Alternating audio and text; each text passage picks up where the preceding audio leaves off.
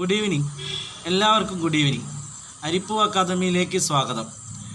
ഇന്നത്തെ വീഡിയോ ഞാൻ ഇടുന്നത് +2 കൊമേഴ്സ് പഠിക്കുന്ന വിദ്യാർത്ഥികൾക്കായിട്ടാണ്. അവരുടെ രണ്ടാമത്തെ ചാപ്റ്റർ ബിസിനസ് ആപ്ലിക്കേഷനിലെ അല്ലെങ്കിൽ ബിസിനസ് സ്റ്റഡീസിലെ രണ്ടാമത്തെ ചാപ്റ്റർ പ്രിൻസിപ്പിൾസ് ഓഫ് മാനേജ്മെൻറ്റ് എന്ന ചാപ്റ്ററിലേക്കാണ് നമ്മൾ ഇന്നത്തെ വീഡിയോ കൊണ്ടുപോകുന്നത്. അപ്പോൾ എന്താണ് മാനേജ്മെൻറ്റിൻ്റെ തത്വങ്ങളെന്ന് നമുക്ക് ഇന്ന് ഒന്ന് പരിചയപ്പെടാം അല്ലേ. അപ്പോൾ എന്തൊക്കെയാണ് ഈ ചാപ്റ്റർ 2 രണ്ടാമത്തെ ചാപ്റ്റർ കൊണ്ട് നമ്മുടെ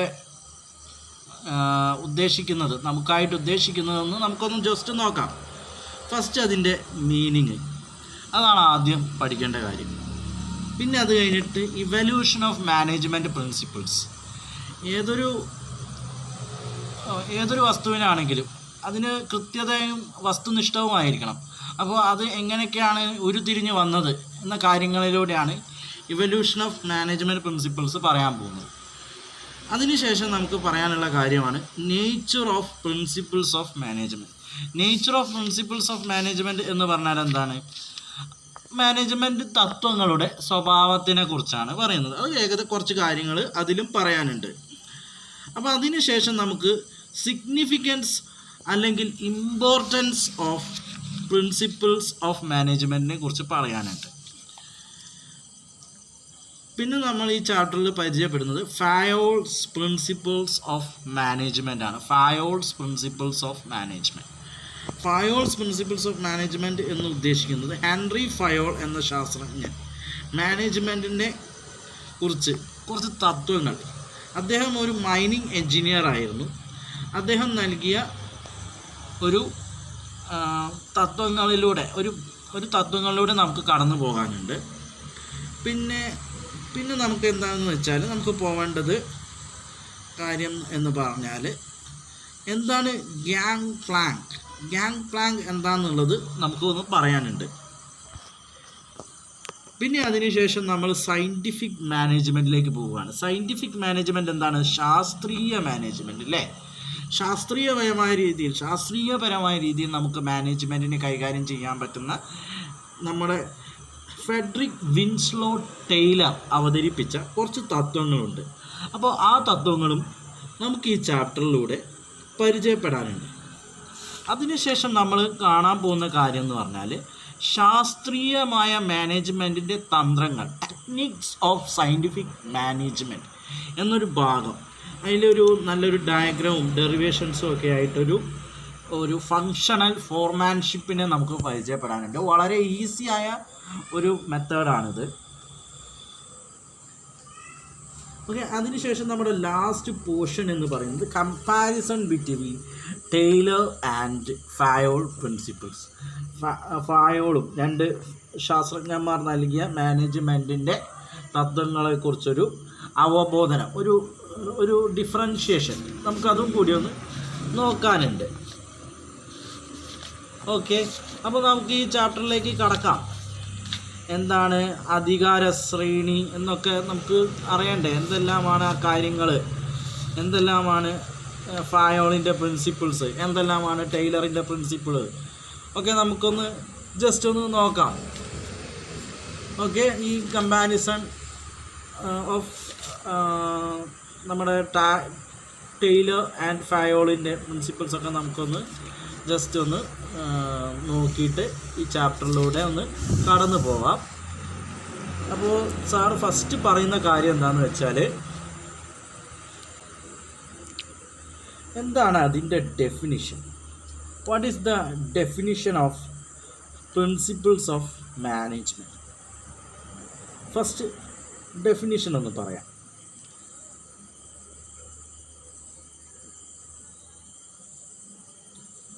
Management principles are statements of fundamental truth.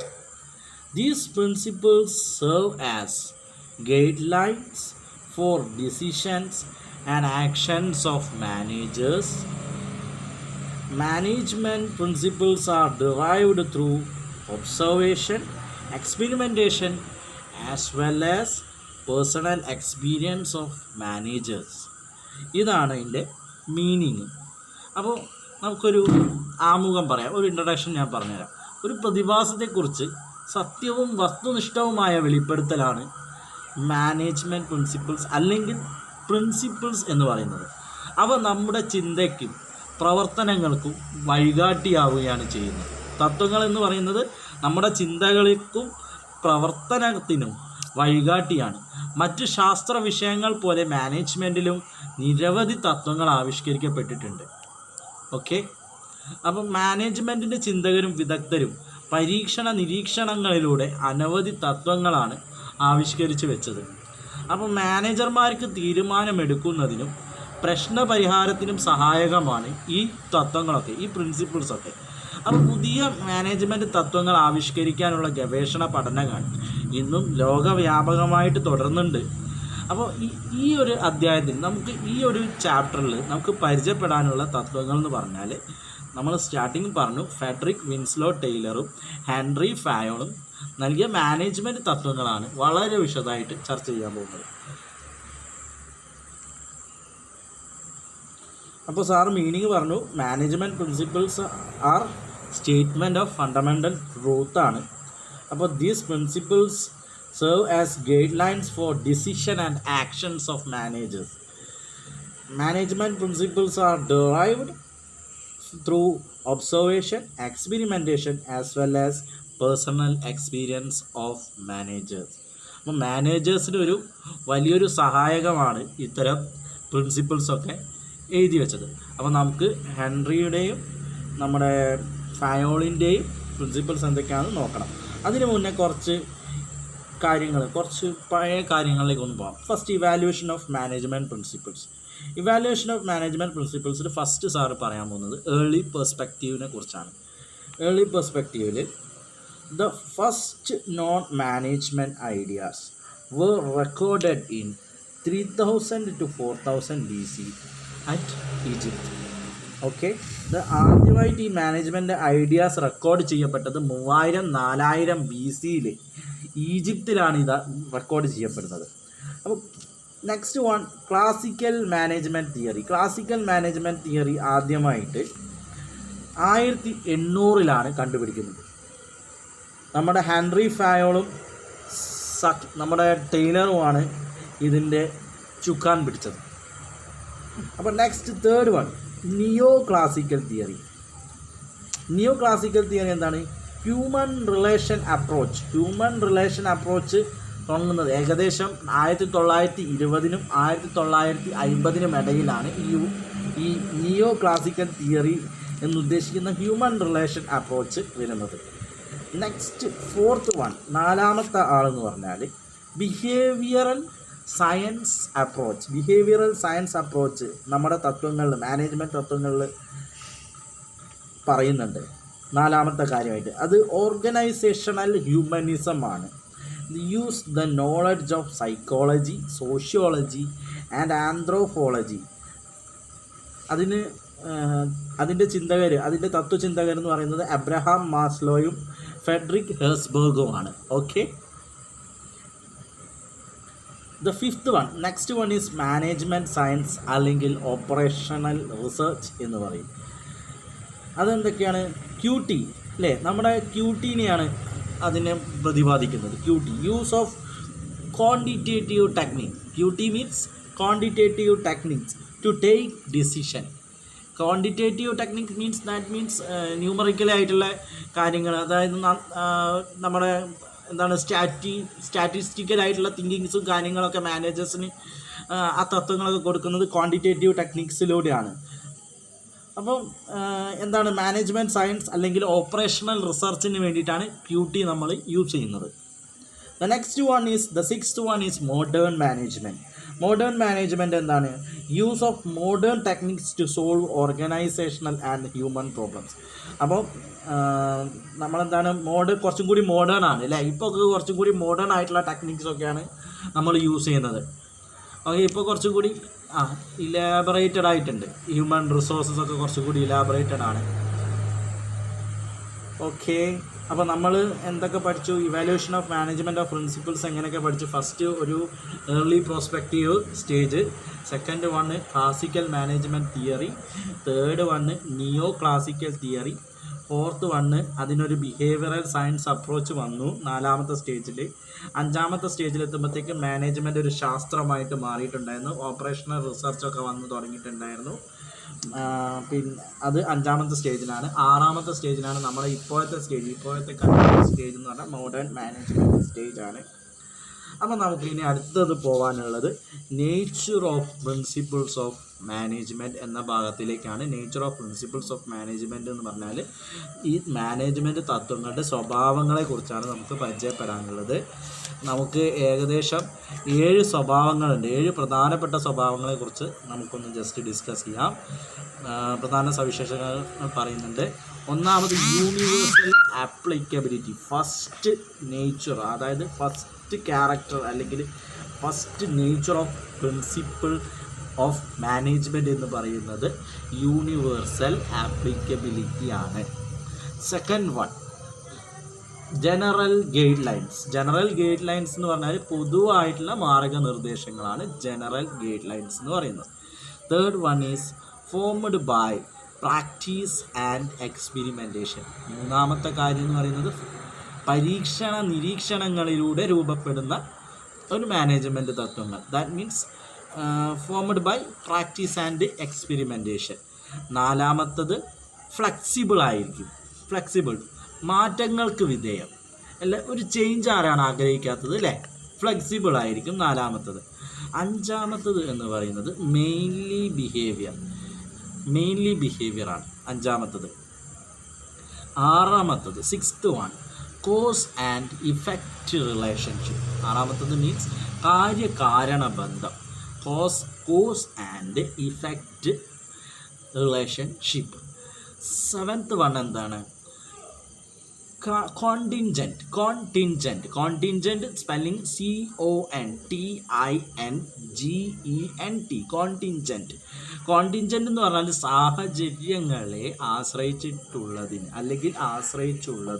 സാഹചര്യങ്ങളെ ആശ്രയിച്ചുള്ളതിനാണ് കോണ്ടിൻജൻറ്റ് എന്ന് പറയുന്നത്. അപ്പോൾ നമുക്ക് നമ്മൾ 7 പേരെയാണ് നമ്മൾ പരിചയപ്പെട്ടത് നേച്ചർ ഓഫ് പ്രിൻസിപ്പിൾസ് ഓഫ് മാനേജ്മെൻറ്റിൽ. First one universal applicability, second one general guidelines, third one formed by practice and experimentation, fourth one flexible, fifth one mainly behaviour, sixth one cause and effect relationship, seventh one കോണ്ടിൻജൻറ്റ്.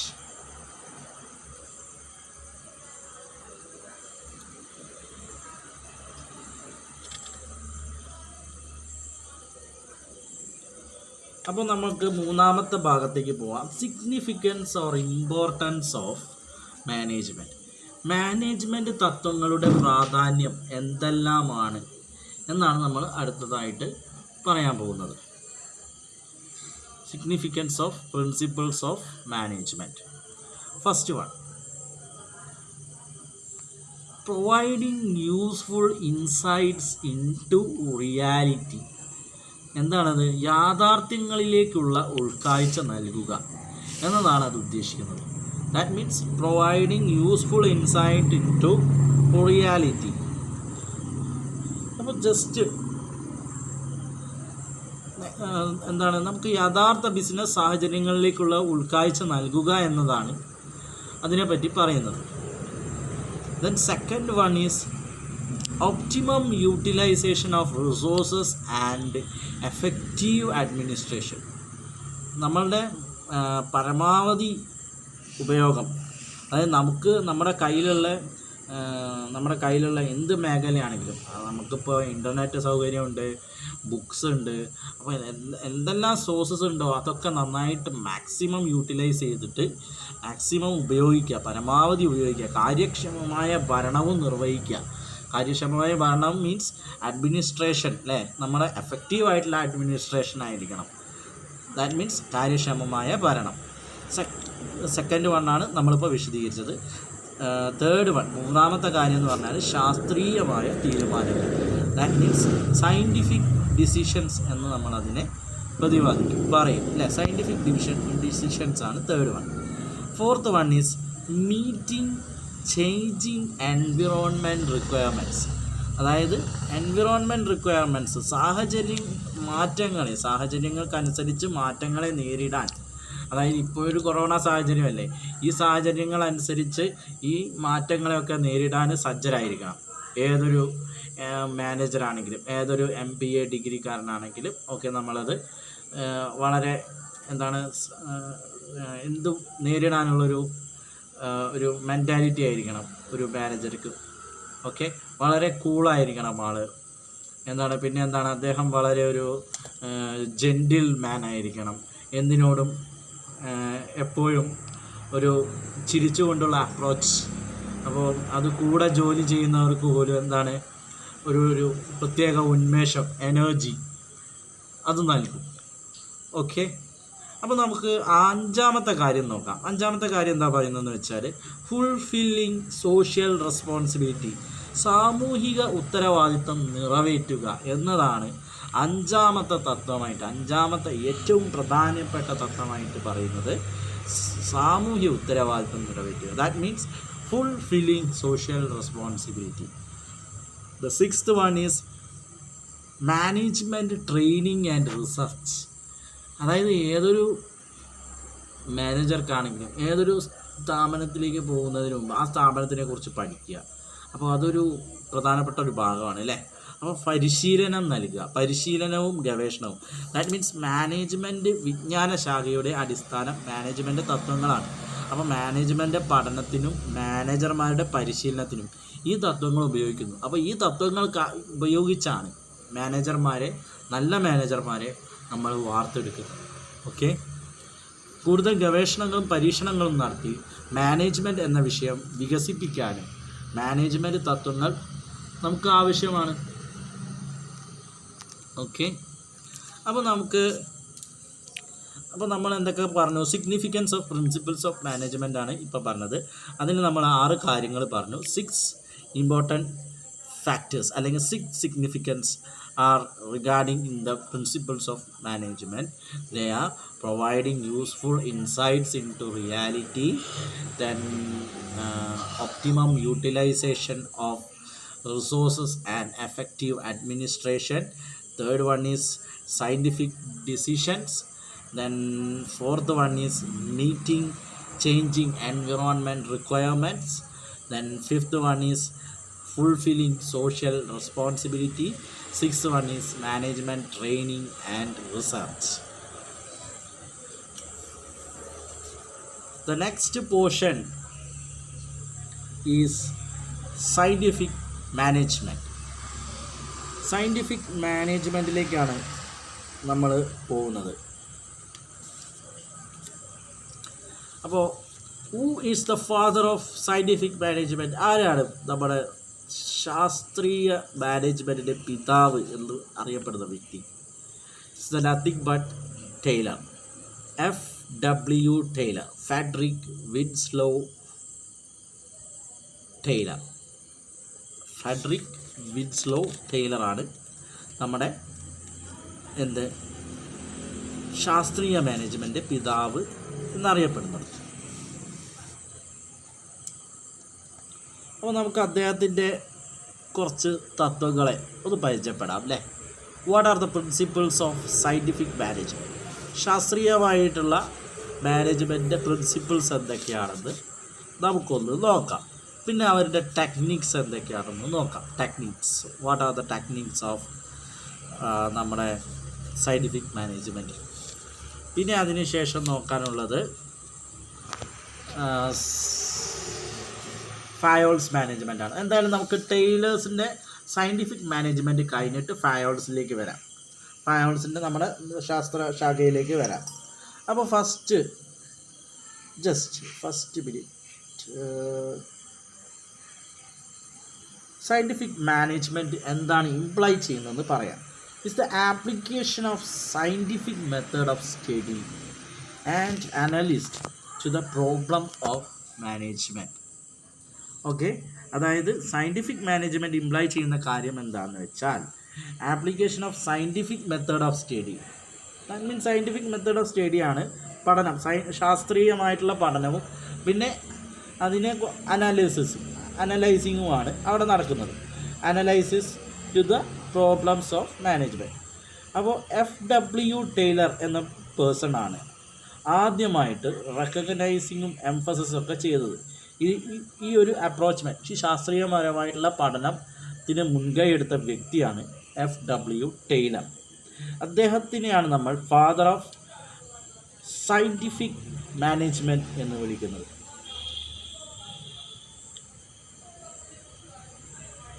So അദ്ദേഹം അമേരിക്കക്കാരനാണ്, mechanical engineer ആയിരുന്നു. അദ്ദേഹമാണ് principles of scientific management തയ്യാറാക്കിയത്.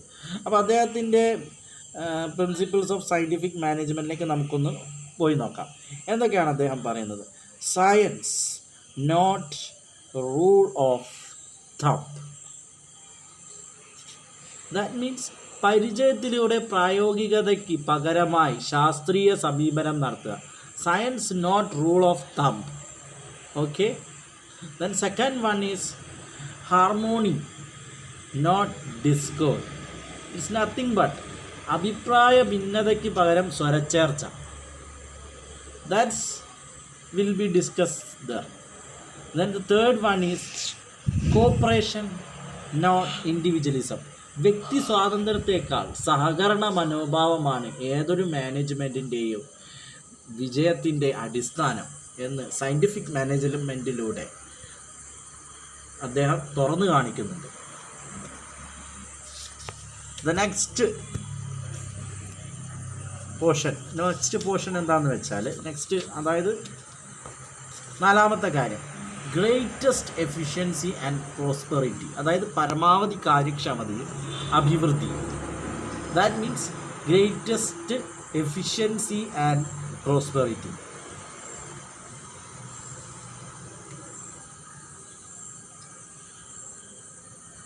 അപ്പം എന്തൊക്കെയാണ് ഇതിനെപ്പറ്റി just ഒരു അവബോധനം പറയാം. First, നമ്മൾ മറ്റുള്ളവർ ചെയ്യേണ്ടതെന്താണെന്ന് കൃത്യമായി അറിയുകയും ഏറ്റവും ഉത്തമവും ചെലവ് കുറഞ്ഞ രീതിയിൽ അവരത് ചെയ്യുന്നുവെന്ന് ഉറപ്പുവരുത്തുകയും ചെയ്യുന്നതാണ് ശാസ്ത്രീയമായിട്ടുള്ള മാനേജ്മെൻറ്റ് എന്നാണ് ടൈലറുടെ വാക്കുകളിലൂടെ നമുക്ക് മനസ്സിലാവുന്നത്. അപ്പോൾ ശാസ്ത്രീയമായിട്ടുള്ള മാനേജ്മെൻറ്റ് തത്വങ്ങൾ നടപ്പാക്കുന്നതിലൂടെ ഉൽപ്പാദനത്തിൽ 3 ഇരട്ടി വർധനവ് ഉണ്ടാക്കാൻ ടൈലർ മാനേജറായിരുന്ന ബെത്ലഹേം സ്റ്റീൽ കമ്പനിക്ക് കഴിഞ്ഞു. അപ്പോൾ ടൈലറുടെ ശാസ്ത്രീയ മാനേജ്മെൻറ്റ് വളരെ അന്നത്തെ കാലഘട്ടത്തിൽ തന്നെ വളരെ വിജയകരമായിരുന്നു. ഓക്കെ. അപ്പം അദ്ദേഹം ഒന്നാമത്തെ കാര്യം എന്ന് പറയുന്നത് first, science not rule of thumb. Second one, harmony not discord. Third one, cooperation അല്ലെങ്കിൽ not individualism. Then fourth one is greatest efficiency and prosperity. The next one we will go for the techniques of scientific management. Scientific managementൻ്റെ ടെക്നിക്സുകളെ കുറിച്ചാണ് നമുക്കിനി പറയാൻ പോകുന്നത്. അപ്പോൾ അതിലെന്തെല്ലാം കാര്യങ്ങളാണ് നമുക്കത് പറയാൻ പോകുന്നത്. ഫസ്റ്റ്, ഈ ശാസ്ത്രീയപരമായിട്ടുള്ള നടത്തിപ്പിൽ, ശാസ്ത്രീയപരമായിട്ടുള്ള മാനേജ്മെൻറ്റ് തന്ത്രങ്ങളിൽ താഴെ പറയുന്ന തന്ത്രങ്ങൾ നമ്മുടെ ടൈലർ സാറ് പറയാൻ പോകുന്ന കുറച്ച് തന്ത്രങ്ങൾ, അതായത് തത്വങ്ങൾ, ടെക്നിക്സുകൾ ടൈലർ നിർദ്ദേശിച്ചിട്ടുണ്ട്. അപ്പോൾ ഫസ്റ്റ് വൺ, ഫങ്ഷണൽ ഫോമാൻഷിപ്പ്. ഈ ഫങ്ഷണൽ ഫോമാൻഷിപ്പിൻ്റെ താഴെയായിട്ട് ഫങ്ഷണൽ ഫോമാൻഷിപ്പിനെ രണ്ടായിട്ട് തരംതിരിക്കാം നമുക്ക്. ഒന്ന്, പ്ലാനിങ് ഇൻചാർജായിട്ടും ഫങ്ഷനിങ് ഇൻചാർജായിട്ടും. ഇതിൽ പ്ലാനിങ് ഇൻചാർജസിനെ തരംതിരിക്കുന്നത് instruction card clerk, second one remote clerk, third one time and cost clerk, and fourth one disciplinarian. Then production ഇൻചാർജിലേക്ക് പോകുമ്പോൾ 2 ഭാഗമായിട്ട് തരംതിരിച്ചു എന്ന് പറഞ്ഞു. ഒന്ന് പ്ലാനിങ് ഇൻചാർജിനെയും ഒന്ന് പ്രൊഡക്ഷൻ ഇൻചാർജിനെയും തരംതിരിച്ചു. പ്ലാനിങ് ഇൻചാർജിൻ്റെ കീഴിൽ ഇൻസ്ട്രക്ഷൻ കാർഡ് ക്ലർക്കിനെ വെച്ചു, റൂട്ട് ക്ലർക്കിനെ വെച്ചു, ടൈം ആൻഡ് കോസ്റ്റ് ക്ലർക്കിനെ വെച്ചു, ഡിസിപ്ലിനേറിയനെയും വെച്ചു. ഇനി പ്രൊഡക്ഷൻ ഇൻചാർജിൻ്റെ കീഴിൽ ആരൊക്കെ ഉണ്ടെന്ന് നോക്കാം. Speed boss, gang boss, repair boss, inspector തുടങ്ങിയവയാണ് ഉള്ളത്. ഇവരെല്ലാം കൂടി യോജിക്കുന്നത് നേരെ തൊഴിലാളി അല്ലെങ്കിൽ വർക്കറിലേക്ക് കൂടി യോജിക്കും. അപ്പോൾ നമുക്ക് ഇവരെയൊക്കെ ഒന്ന് പരിചയപ്പെടാം. ഈ ആസൂത്രണ വിഭാഗത്തിൽ ഫസ്റ്റ് ഫങ്ഷണൽ ഫോർമാൻഷിപ്പ് എന്താണെന്ന് നോക്കാം. ഫങ്ഷണൽ ഫോർമാൻഷിപ്പ് എന്ന് പറഞ്ഞാൽ ഫാക്ടറി സമ്പ്രദായത്തിൽ തൊഴിലാളികളുടെ മേൽനോട്ടം നേരിട്ട് വഹിക്കുന്ന കീഴ്ത്തലവൻ മാനേജറാണ് ഫോർമാൻ. അപ്പോൾ തൊഴിലാളികളുടെ മേൽനോട്ടം വഹിക്കുന്ന ഈ ഫോർമാൻ തലത്തിൽ ഫങ്ഷണൽ ഫോർമാൻഷിപ്പ് എന്ന സമ്പ്രദായം നടപ്പിലാക്കാൻ ആര് തീരുമാനിച്ചു? ടെയ്ലർ തീരുമാനിച്ചു എന്നല്ല, നിർദ്ദേശിക്കുകയാണ് ചെയ്തത്. ടെയ്ലർ നിർദ്ദേശിക്കുകയാണ് ചെയ്തത്. അപ്പോൾ ഓരോ പ്രവൃത്തിയും അതിൽ വൈദഗ്ധ്യമുള്ളവർ മേൽനോട്ടം ചെയ്യണമെന്ന അടിസ്ഥാന ആശയമാണ് ഇതിനുള്ളത്. ഒരു ജീവനക്കാരനെ മേൽനോട്ടം വഹിക്കുന്നതിന് 8 വിദഗ്ധ ഫോർമാൻമാരുള്ള ഒരു സംവിധാനമാണ് ഇതിനുള്ളിലുള്ളത്. അപ്പോൾ ഈ പദ്ധതിയിൽ ആസൂത്രണവും, ദാറ്റ് മീൻസ് പ്ലാനിങ്, ഉൽപ്പാദനവും, പ്ലാനിങ് ആൻഡ് പ്രൊഡക്ഷൻ ആണ് 2 പ്രത്യേക വിഭാഗങ്ങളായിട്ടുള്ളത്. അതായത് functional foremanship divided into 2, that means planning in charge and production in charge. Okay, അപ്പോൾ ഇത് 2 പ്രത്യേക വിഭാഗങ്ങളായിട്ടാണ് പരിഗണിക്കപ്പെടുന്നത്. ഫാക്ടറി മാനേജറുടെ കീഴിൽ വരുന്ന ഈ 2 വിഭാഗങ്ങൾ, they are under factory managers. These 2, planning in charge and production in charge are under by factory manager.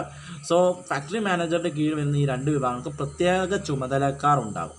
ഈ 2 വിഭാഗക്കാർക്കും 4 വീതം വിദഗ്ധ, അതായത് പ്രൊഫഷണൽ ഫോർമാൻമാരുണ്ടാവും. അവരാണ് ഈ നമ്മുടെ തൊഴിലാളികളെ, നമ്മുടെ വർക്കേഴ്സിനെ കൺട്രോൾ ചെയ്യുക. ഓക്കെ, അപ്പോൾ നമുക്ക് അവരെയൊക്കെ ഒന്ന് പരിചയപ്പെടാം. ഫസ്റ്റ് വൺ ആരാണ്? പ്ലാനിങ് ഇൻചാർജിൻ്റെ കീഴിലുള്ള ഫസ്റ്റ് ആൾ ഇൻസ്ട്രക്ഷൻ കാർഡ് ക്ലർക്കാണ് നിർദ്ദേശങ്ങൾ തയ്യാറാക്കുക. They will give directions. That means നിർദ്ദേശങ്ങൾ തയ്യാറാക്കുന്നത് ഇൻസ്ട്രക്ഷൻ കാർഡ് ക്ലർക്കുമാരാണ്. അപ്പോൾ രണ്ടാമത്തെ ആൾ എന്ന് പറയുന്നത് റൂട്ട് ക്ലർക്ക് ഉൽപ്പാദനം നടത്തേണ്ട ക്രമം എങ്ങനെയാണ് തീരുമാനിക്കുന്നത്, എങ്ങനെയാണ് ഒരു ഉൽപ്പാദനം നടത്തേണ്ടത് എന്ന് തീരുമാനിക്കുന്ന വ്യക്തിയാണ് റൂട്ട് ക്ലർക്ക്. അല്ലെങ്കിൽ തീരുമാനിക്കുന്ന വ്യക്തിയല്ല, അല്ലെങ്കിൽ ഉൽപ്പാദനം നടത്തേണ്ട ക്രമം നൽകുന്നത് ആരാണ്? റൂട്ട് ക്ലർക്കാണ്. Then next one is third one, നമ്മുടെ പ്ലാനിങ്ങിൻ്റെ കീഴിലുള്ള മൂന്നാമത്തെ ആൾ എന്ന് പറഞ്ഞാൽ ടൈം ആൻഡ് കോസ്റ്റ് ക്ലർക്കാണ് മൂന്നാമത്തെ ആൾ. ഇവർ ജോലി ചെയ്യുന്ന സമയവും ചെലവുകളും രേഖപ്പെടുത്തും. Okay, time and cost will be decide, അല്ലെങ്കിൽ ഒരു record, they will record. Then disciplinarian, നാലാമത്തെ ആൾ ഡിസിപ്ലിനേറിയനാണ്. ഇവരെന്താ ചെയ്യുന്നത്? തൊഴിലാളികളുടെ അച്ചടക്കം കൈകാര്യം ചെയ്യും. ഡിസിപ്ലിനേറിയൻ മീൻസ് ഡിസിപ്ലിൻ തന്നെയാണ് അതിൽ അടങ്ങിയത്. തൊഴിലാളികളുടെ discipline, workers discipline, how to manage workers to their works and what is the character. They will monitor them how to work them in their firm. എങ്ങനെയാണ് ഒരു തൊഴിലാളി ജോലി ചെയ്യുന്നത്, വളരെ നല്ല മാനേഴ്സിലൂടെയാണോ വർക്ക് ചെയ്യുന്നത് എന്നൊക്കെ ഒരു ഡിസിപ്ലിനേറിയൻ അന്വേഷിക്കും, ഒബ്സർവ് ചെയ്യും. Okay, the next one is production ഇൻചാർജിൻ്റെ കീഴിലുള്ള 4 പേരെയാണ് നമുക്ക് പരിചയപ്പെടാനുള്ളത്. 4 ഫോർമാൻമാരാണ്. അപ്പോൾ അവരാരൊക്കെയാണ്? ഗ്യാങ് ബോസ് ആണ് ഫസ്റ്റ് വൺ. ഗ്യാങ് ബോസ് യന്ത്രങ്ങളും ഉപകരണങ്ങളും ക്രമീകരിക്കുന്നവരാണ് ഗ്യാങ് ബോസുകൾ. സ്പീഡ് ബോസ് ആരാണ്? സ്പീഡ് ബോസ് എന്താണ് അദ്ദേഹത്തിൻ്റെ ചുമതലകൾ?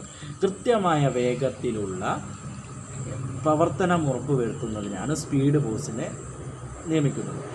തേർഡ് വൺ റിപ്പയർ ബോസ് ആരാണ്? യന്ത്രങ്ങളുടെയും ഉപകരണങ്ങളുടെയും കേടുപാടുകൾ മാറ്റുന്നത്.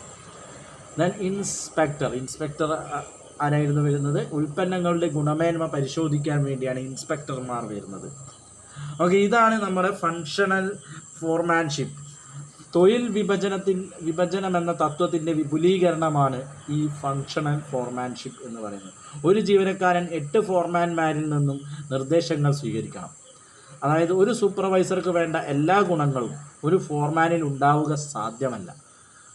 അതിനാലാണ് ടെയ്ലർ 8 വിദഗ്ധ ഫോർമാൻമാരുടെ സേവനം ഉപയോഗപ്പെടുത്താൻ നിർദ്ദേശിക്കുന്നത്.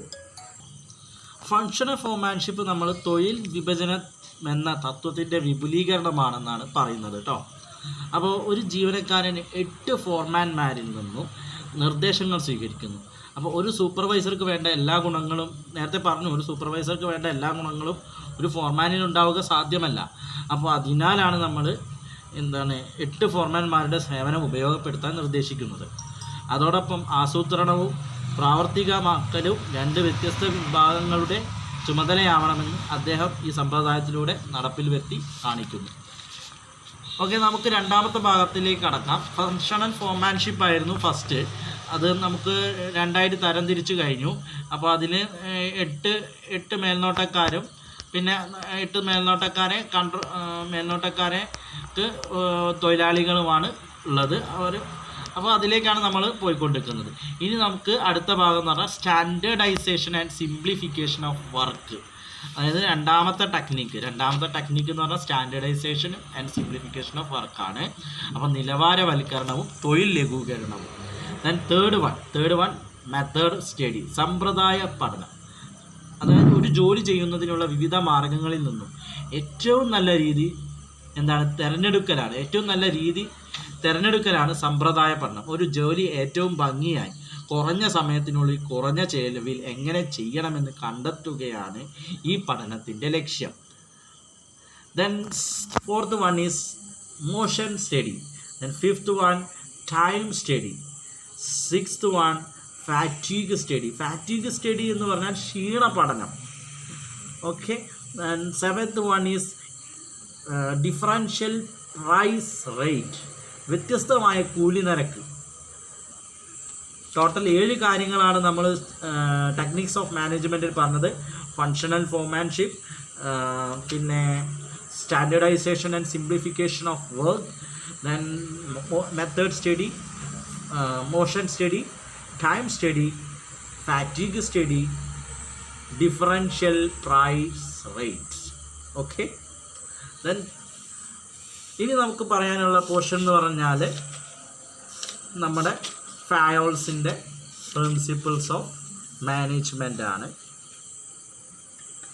ഓക്കെ, അദ്ദേഹം ഒരു ഫ്രഞ്ച് എൻജിനീയറാണ്. ഫയോൾ ജനറൽ മാനേജ്മെൻറ്റിൻ്റെ പിതാവ്, ഫാദർ ഓഫ് ജനറൽ മാനേജ്മെൻറ്റ് എന്ന് വിളിക്കുന്ന വ്യക്തിയാണ് നമ്മുടെ ഹെൻറി ഫയോൾ എന്ന ആൾ. 1841 അദ്ദേഹം ജനിച്ചത്. അദ്ദേഹം ഒരു മൈനിങ് എൻജിനീയറാണ്. ഓക്കെ, ഫ്രഞ്ചുകാരനാണ്. പിന്നെ എന്തെല്ലാമാണ്, നമുക്ക് അദ്ദേഹത്തിൻ്റെ ഏതാനും പ്രധാനപ്പെട്ട കാര്യങ്ങളിലേക്കൊന്ന് പോവാം.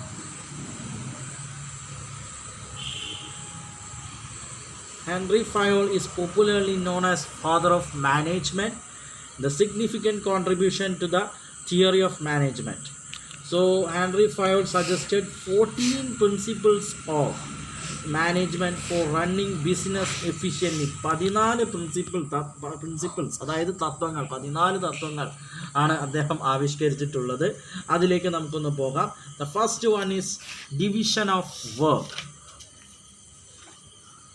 First one is division of work, means that is നമ്മളുടെ വർക്കിൻ്റെ divisions. That there it means subdividing a work and allocating different tasks to different person. It leads to specialization which increases the efficiency of work and to avoid wastage of time and effort. That means first the തത്വം എന്ന് പറയുന്നത് തൊഴിൽ വിഭജനമാണ്. The second one is we will go for authority and responsibility. It's nothing but authority means right of a person to give order to the subordinates and to take decision. Then the responsibility എന്താണ്? Responsibility means the obligation to perform the assigned task and to achieve the specific goals. These are regarding as tell about authority and responsibility. The next one is third one. The third principle of management for Fayol is discipline. Then discipline we know about, it is highly essential for smooth running of the organization. The fourth one is unity of command. Unity of command is the principle insists that a subordinate should receive orders from the superior only. It is necessary to avoid conflicting and confusion. It offers the following benefits. എന്തൊക്കെ benefits ആണെന്ന് നമുക്ക് നോക്കാം. Avoid confusion regarding what work to be done and how. Avoid conflict among superiors, and then responsibility for mistakes can easily be fixed. Loyalty of subordinates is not divided. Then discipline can be maintained. The fifth one is unity of direction. Unity of direction, അതായത് നമ്മുടെ മാർഗനിർദ്ദേശ ഐക്യം. മാർഗനിർദ്ദേശ ഐക്യം എന്താണ് പറയുന്നത്? This principle states that for a group activity having the same objective, there should be one head and one plan. That means one head and one plan we will mention here. That is unity of direction. It helps to produce loyalty and devotion amongst the subordinates. Okay, then we will go for the difference between unity and command. Unity and command, unity of command, that means the difference between, we will go for unity of command and unity of direction. Unity of command we will tell about, a subordinate should receive orders from only one superior, but the unity of direction we will tell about, each group activities having same objective must have one head and one plan. Then the aim of unity of command is prevent dual subordination, and the aim of unity of direction is prevent overlapping of activities. And the effects of unity of command is affects an individual employee, and the unity of direction is affects entire organization. Okay, the sixth one is subordination of individual interest to general interest. Subordination of individual interest to general interest means വ്യക്തി താല്പര്യങ്ങൾക്ക് അല്ലെങ്കിൽ പൊതു താല്പര്യങ്ങളോടുള്ള വിധേയത്വം, അതാണ് പറയുന്നത്. Okay, this is Fayol say that business enterprise is superior to individual. The interest of the business organization must provide over personal interest of the individual. Then what are the benefits like that? Subordination of interest of individual interest to general interest is achievements of organization goals, coordination between individual and organizational goal. The seventh one is remuneration of personnel. Remuneration of personnel means ജീവനക്കാരുടെ വേതനം, അതാണ് ഉദ്ദേശിക്കുന്നത്. അപ്പോൾ the remuneration work done must be fair and reasonable. That means must be fair and reasonable. It should act as a source of satisfaction and means of motivation of the employees. സാറ്റിസ്ഫാക്ഷനും മോട്ടിവേഷനും, അതായത് എംപ്ലോയീസിന് ഒരു satisfaction, ജീവനക്കാർക്കുള്ള വേതനം ന്യായവും യുക്തവുമായിരിക്കണം എന്നാണ് നമ്മുടെ Fayol's management പറയുന്നത്. Okay, the eighth one, centralization and decentralization. അധികാര കേന്ദ്രീകരണവും വികേന്ദ്രീകരണവും. Centralization means concentration of authority at one place, that means top level. On the other hand, decentralization means dispersal of authority to the lower level in the organization. So Fayol's opinion is organization should try to achieve a balance between centralization and decentralization. Okay, what are the benefits like for centralization and decentralization? Reduction in the burden of top executive, quick decision making. There are two benefits say about it. The next portion we will tell about scalar chain. That means scalar chains. Scalar chain means അധികാര ശ്രേണി എന്നാണ് അതിനെ പറയുന്നത്. Okay, scalar chain is അധികാര ശ്രേണി. So it refers to the chain of superior ranging from the ultimate authority to the lowest level in the organization without a broken line. This states that superior subordinate relationship in the organization, that the benefits are smooth flow of communication and unity command ensured. The 10th one is, അതിന് മുമ്പായിട്ട് നമുക്കൊരു കാര്യം പറയാമെന്ന് വെച്ചാൽ gang Planck ആണ് പറയാൻ പോകുന്നത്. Gang plank is scalar chain is essential to ensure unity of command and effective communication. So but it has the limitations. It is time consuming and there is a possibility of distortion of messages in the course of transmission. The 10th one is order. The 11th one is equity. The 12th one is stability of personnel. The 13th one is initiative. The 14th one is unity is strength or spirit de corps. So 10th one നമ്മൾ പറഞ്ഞു order, ക്രമമാണ്. Okay. 11th one സമത്വം, that means equity. Then 12th one is stability of personnel, that means നമ്മുടെ ജീവനക്കാരുടെ സ്ഥിരത ഉറപ്പുവരുത്തുക. The 13th one is മുൻകൈ എടുക്കൽ, that means initiative. മുൻകൈ എടുക്കൽ എന്ന് പറഞ്ഞാൽ 13ാമത്തത് മുൻകൈ എടുക്കൽ, ഇനീഷ്യേറ്റീവ്. ഏതൊരു കാര്യങ്ങൾക്കും ജീവനക്കാർക്ക് ക്രിയാത്മകമായി ചിന്തിക്കുന്നതിനും മുൻകൈ എടുത്ത് കാര്യങ്ങൾ നിർവഹിക്കുന്നതിനുമുള്ള അവസരങ്ങൾ നൽകണം എന്നാണ് തത്വം, മാനേജ്മെൻറ്റ് തത്വം നിർദ്ദേശിക്കുന്നത്. So 14th one is unity is strength or spirit de corps. അതായത് ഐക്യമത്യം മഹാബലം. ഐക്യമത്യമാണ് മഹാബലം. അതായത് ജീവനക്കാരിൽ ഒറ്റക്കെട്ടായി പ്രവർത്തിക്കുന്നതിനുള്ള മനോഭാവം, that means team spirit. Management പ്രോത്സാഹിപ്പിക്കണം, ടീം സ്പിരിറ്റ് വേണം. സോ സ്ഥാപനത്തിലെ എല്ലാ വ്യക്തികളും ഐക്യത്തോടെ ഒരു ടീം എന്ന നിലയിൽ പ്രവർത്തിക്കണം. ശക്തമായ സ്വപക്ഷ ഭാവനയും സംഘടിത യത്നവുമില്ലെങ്കിൽ പ്രത്യേകിച്ച് വലിയ സ്ഥാപനങ്ങളിൽ ലക്ഷ്യം സഫലീകരിക്കാൻ കഴിയില്ല. മാനേജർമാരുടെ ഞാൻ എന്ന ഭാവം വെടിഞ്ഞ് നമ്മൾ എന്ന രീതിയിലുള്ള സംസാരവും പെരുമാറ്റവുമാണ് ഒറ്റക്കെട്ടായി പ്രവർത്തിക്കാൻ ജീവനക്കാരെ പ്രേരിപ്പിക്കുന്നത്. ഇതിലൂടെ പരസ്പര ആശ്രയത്വം വർദ്ധിക്കുകയും സ്ഥാപനം തൻ്റേതു കൂടി ആണെന്ന ബോധം ജീവനക്കാരിൽ ഉണ്ടാവുകയും ചെയ്യും. ഇത് പിഴ ചുമത്തുന്നതിനും ശിക്ഷ നൽകുന്നതിനുമുള്ള അവസരങ്ങൾ ഇല്ലാതാക്കുകയാണ് ചെയ്യുന്നത്. Okay, thank you. അപ്പോൾ നമ്മൾ ഇന്ന് പഠിച്ചത് ഫയോളിൻ്റെയും ടൈലറിൻ്റെയും തത്വങ്ങളാണ്.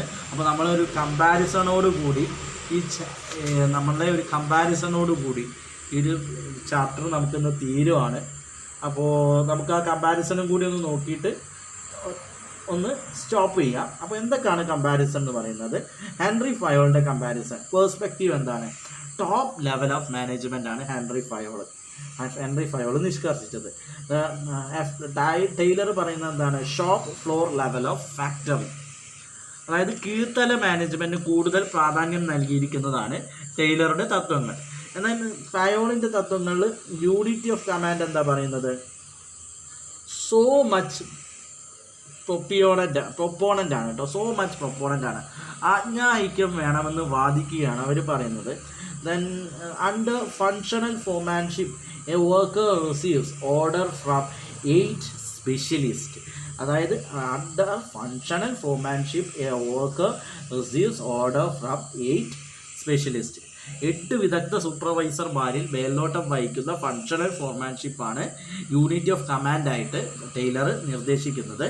The next one is applicability. എന്താണ് അപ്ലൈ ചെയ്യുന്നത്? ആപ്ലിക്കബിലിറ്റി. ഹെൻറി ഫയോളിൻ്റെ ആപ്ലിക്കബിലിറ്റി എന്ന് പറഞ്ഞാൽ യൂണിവേഴ്സലി ആണ്. മാനേജ്മെൻറ്റ് എല്ലാ മേഖലകളിലും പ്രായോഗികമായിട്ടുള്ളൊരു തത്വമാണ് ഹെൻറി ഫയോളിൻ്റെത്. Then applicable to specialise situation മാത്രമാണ് ടൈലറിൻ്റെത്. Okay. Then fourth one basis of formation എങ്ങനെയാണ്? പേഴ്സണൽ എക്സ്പീരിയൻസ് ആണ്. ദെൻ ഹെൻറി ഫയോളിൻ്റെതാണ് പേഴ്സണൽ എക്സ്പീരിയൻസ്.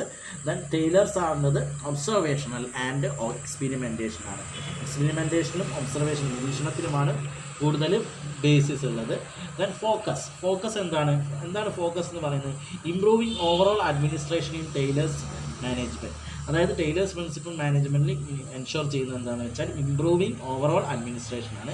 എന്നാൽ അത് improving overall administration mentioned in Henry Fayol mentioned focus improving overall administration. Then Taylor mentioned increasing production increase ചെയ്യുക. Then the personality is practitioner in Henry Fayol. Then Taylor FW Taylor എന്താ പറയുന്നത്, practitioner അല്ല, ശാസ്ത്രീയമായിട്ടുള്ള scientific മാനേജ്മെൻറ്റിൽ ഉദ്ദേശിക്കുന്നത് സയൻറ്റിസ്റ്റിനെയാണ് അവിടെ ആവശ്യപ്പെടുന്നത്. പിന്നെ expression എന്താണ്, general theory of അഡ്മിനിസ്ട്രേഷനാണ് expression പറയുന്നത്. ദെൻ എക്സ്പ്രഷൻ അത് ആരുടെ എക്സ്പ്രഷനാണ്, ഇതിലാണിത് ഹെൻറി ഫയോളിൻ്റെ എക്സ്പ്രഷനാണ് അതിൽ മെൻഷൻ ചെയ്യുന്നത്. അപ്പോൾ ടൈലർ എന്താണ് പറയുന്നത്, ടൈലറിൻ്റെ എക്സ്പ്രഷൻ എന്താണ്, സയൻറ്റിഫിക് മാനേജ്മെൻ്റ് ആണ്. അപ്പോൾ നമ്മുടെ ജസ്റ്റ് ഒരു വ്യത്യാസങ്ങൾ എന്തെല്ലാമെന്ന് ഒന്നും കൂടി പറയാം. ഫയോളിൻ്റെ തത്വങ്ങളിൽ ഫസ്റ്റ് ഫയോളിൻ്റെ പറയാം, top level of management, so much proponent, applicable universally, personal experience, improving overall administration. Then 6th one practitioner, 7th one general theory of administration. എന്നാൽ FW ടൈലറിൻ്റെ എന്താണ് പറയുന്നത്, shop floor level of A factory. Then under functional foremanship, a worker receives